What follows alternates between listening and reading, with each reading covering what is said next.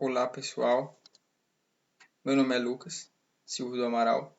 O trabalho que será apresentado tem como título Ajuste de modelos não lineares ao peso de matéria seca acumulada de sementes de machixe.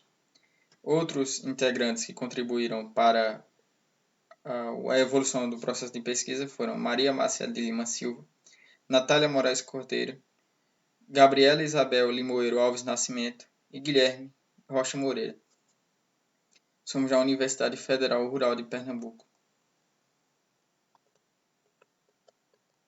Falar um pouco sobre o machixe. Machixe é uma planta rústica, rasteira ou trepadeira e é cultivada em pequena escala.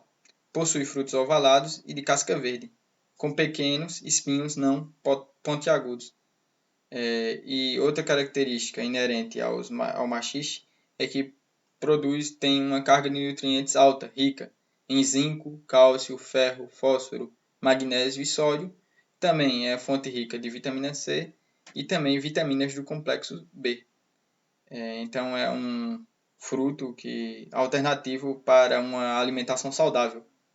E é bem comparável, tem um gosto, uma palatabilidade parecida com pepino e quiabo, sendo também da mesma família. Então é um alimento que pode ser alternativo na busca por alimentos que gerem produzam uma alimentação saudável ao ser humano.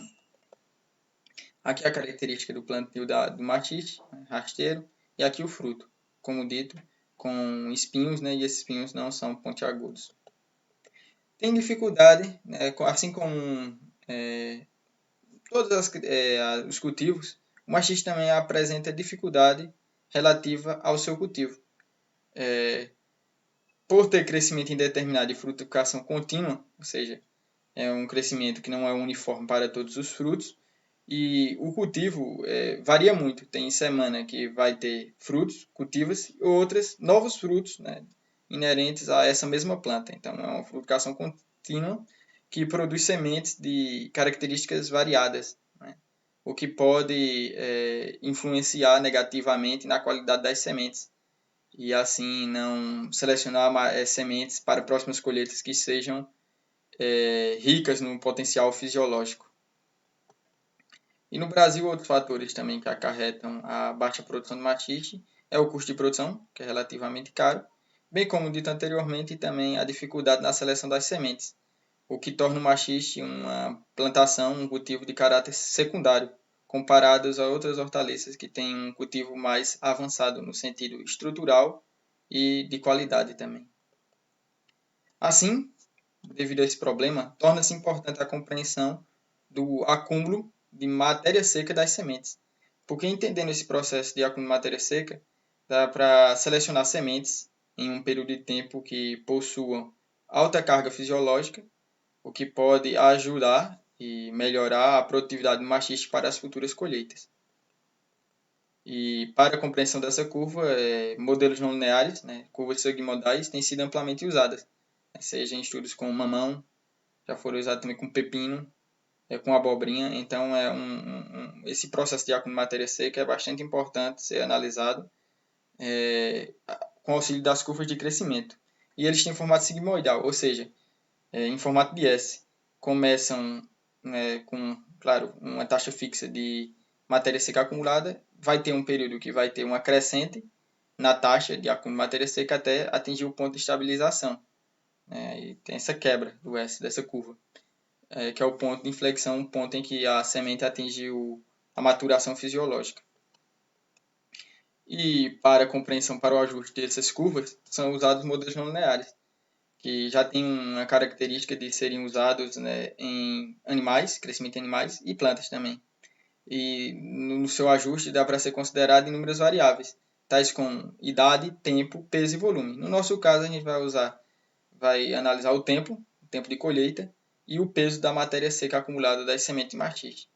E os modelos não lineares mais comuns na literatura são o logístico, Gompertz, Richards, Weibull e von Wetterlin-Fay. Esses modelos têm a característica de possuírem melhores resultados comparado a outros modelos no ajuste dos dados de crescimento de acúmulo de matéria seca. Então, o objetivo da nossa pesquisa é definir o modelo não linear com melhor ajuste bem como também a partir da definição do melhor modelo, estipular, encontrar o período em que houve a maturação fisiológica das sementes, o ponto máximo de ganho de acúmulo de matéria seca.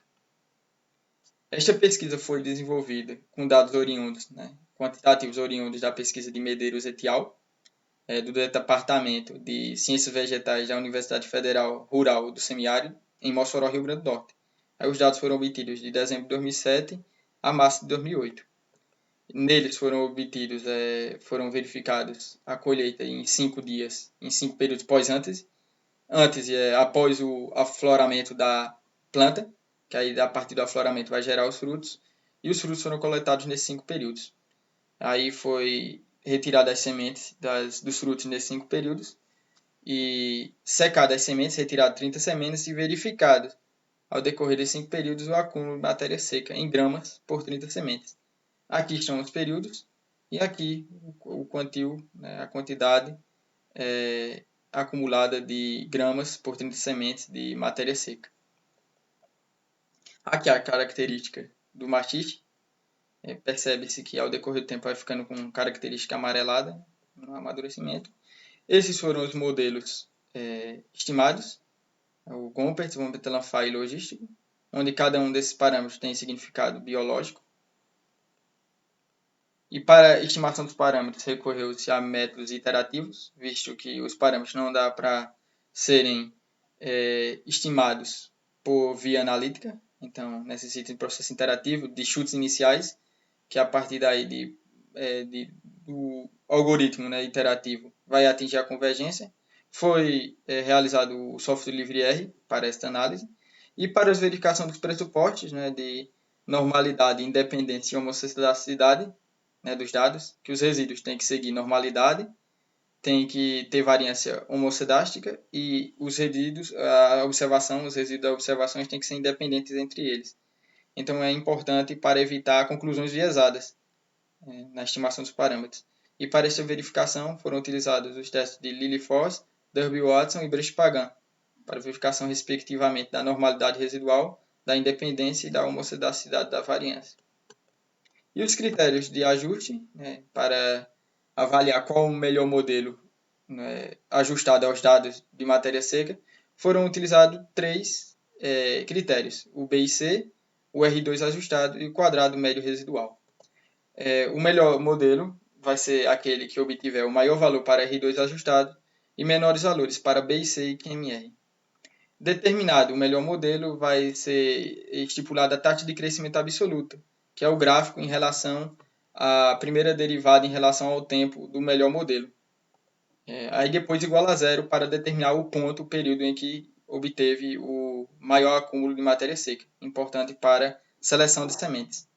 Aqui os resultados para verificação residual, percebe-se que não houve visualização, visto que todos os p-valores foram maior que o nível de significância estipulado, que foi de 5%, então dá para modelar os dados sem risco de obter conclusões viesadas. A tabela 3 apresenta a estimação dos parâmetros. A, que corresponde ao peso acumulado assintótico de matéria seca das sementes, percebe-se que o von Bertalanffy obteve o maior peso acumulado, 11 gramas, seguido pelo modelo de Gompert e, por fim, o modelo logístico. Outro parâmetro importante para ser analisado é o K, que indica a taxa de precocidade, a taxa de velocidade de crescimento do acúmulo de matéria seca. Percebe-se que há uma inversão na ordem. O modelo von Bertalanffy obteve uma velocidade menor e essa velocidade menor proporcionou um peso assintótico maior. Essa é uma característica inerente aos modelos não lineares, essa característica, essa correlação negativa entre o parâmetro A e o parâmetro K. Aqui os valores. E para os critérios de avaliadores de ajuste, percebeu-se que o modelo von Bertalanffy obteve os maiores valores para R2 ajustado e os menores valores para B e C e QMR. Então, esse é o modelo mais propício para descrever, nesse caso, o crescimento de matéria seca acumulada no machiste. Aqui os dados, percebe-se que o modelo von Bertalanffy obteve os maiores valores para R2 ajustados e menores valores para B e C e QMR. Dado o modelo von Bertalanffy como o de melhor ajuste, foi verificada a taxa de crescimento absoluta. derivando esse modelo em relação ao tempo, né, estipulando a curva para verificação tanto da quantidade de ganho diário de taxa de matéria seca acumulada, bem como também o ponto em que houve a quebra, o ponto de inflexão, ou seja, o ponto em que a semente machixe atinge o valor máximo de matéria seca acumulada, o ponto em que ele atinge a maturação fisiológica. Aqui percebe-se, né, a partir do gráfico da primeira derivada, que o ponto em que ocorreu a quebra foi entre o 35º e o 40º dia pós-ântese. Então, esse é o período ideal para a seleção de sementes, que aí verificam um maior potencial fisiológico e proporcionando futuramente uma alta produtividade, bem como também uma qualidade na produção, proporcionando um lucro maior ao produtor. Então, pode-se concluir que o modelo von Bettelanffy apontou o melhor ajuste para a descrição dos crescimentos do acúmulo de matéria seca e que as sementes produzidas entre o 35º dia e o 40º dia, né, a partir do 35º dia, são as mais recomendáveis para seleção e para futuras semeaduras, podendo proporcionar, assim, um maior lucro ao produtor. E outro fator que pode ser analisado futuramente é a qualidade da taxa de germinação, que é o percentual de plantas que nascem a partir da semeadura. Então, essa análise de qualidade também pode ser, essa análise, né, de germinação pode ser bastante ideal para uma otimização maior do lucro e da qualidade da produção de machixe no Brasil. Agradecimento à Universidade Federal Rural de Pernambuco, ao Programa de Pós-Graduação em Biometria e Estatística Aplicada, a CAPES, e o COINTER pela oportunidade da propagação da nossa pesquisa. Aqui as referências. E é isso.